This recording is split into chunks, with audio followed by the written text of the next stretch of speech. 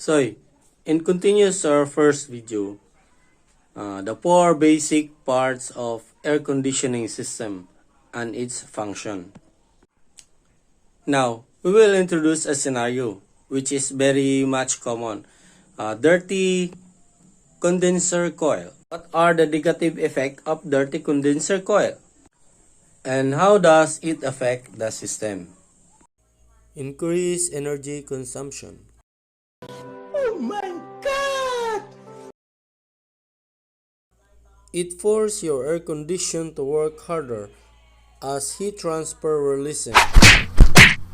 Shorten system life. As the system works harder, more wear and tear it will go through over the time and shorten the life of the system. Inadequate cooling. Due to dirty coils, transfer of heat will lessen and won't be able to cool your room effectively. Under normal condition, the refrigerant leaving the condenser will be cooler but still under pressure provided by the compressor. What if the air conditioning system has dirty condenser? The condition of the refrigerant will be hot and under slightly superheated vapor.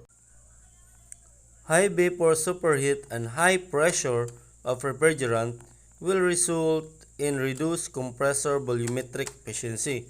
Then, therefore, less refrigerant mass can be pumped with each revolution and eventually damage to the system itself.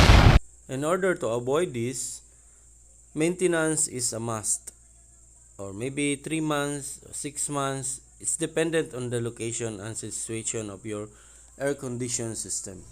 So guys, paano yan? Kailangan pala talaga natin nalinisan tong condenser. I hope you learned something from this video guys.